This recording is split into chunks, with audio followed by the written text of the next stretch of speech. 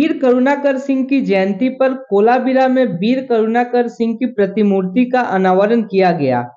झारसुगड़ा सांस्कृतिक विभाग द्वारा आयोजित इस कार्यक्रम में झारसुगड़ा विधायक टंकधर त्रिपाठी, झारसुगड़ा जिलापाल अवनी सुनील नरवणे, उड़ीसा सरकार में मंत्री रवि नारायण नायक, श्री नित्यानंद गौड़ उपस्थित थे।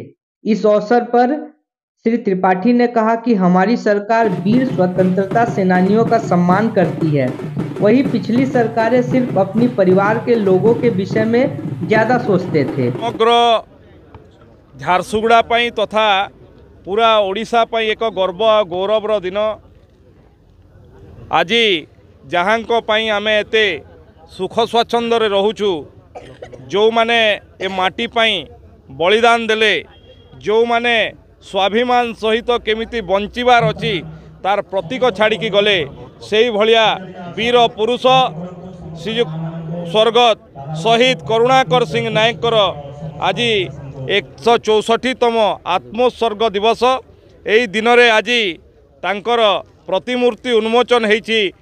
दुखर कथा, दीर्घ दिन अनेक लोक शासन दायित्व रहिले, किंतु स्वाधीनता संग्रामी मानंकु किभली भाव उचित सम्मान दि जाए ताहा केवल गोटे परिवार भितर सीमित थिला, जहा कि भारत वर्ष रे आउ कोठी जाउ नथिला।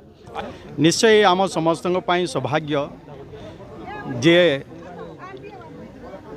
देशर मुक्ति आंदोलन रे जे निजको समर्पित करथिले, निजको झांस देथिले, तांकर बलिदान होइछि।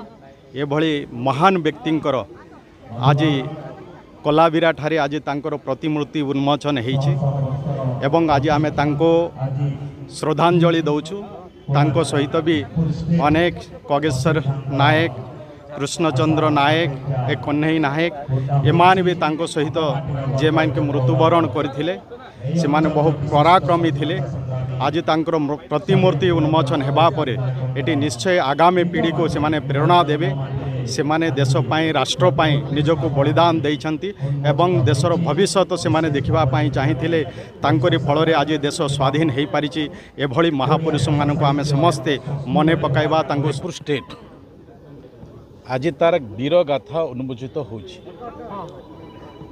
करुणाकर सिंह नायकर जन्म माटी निजर पैतृक माटी रे आज सौभाग्यवशत आज विधायक झारसुगुड़ा, माननीय मंत्री, कैबिनेट मंत्री, उड़ीसा सरकार मास एजुकेशन, आदिवासी व्यापार, करुणाकर सिंह नायक दायाद, अमरेंद्र सिंह नायक तथा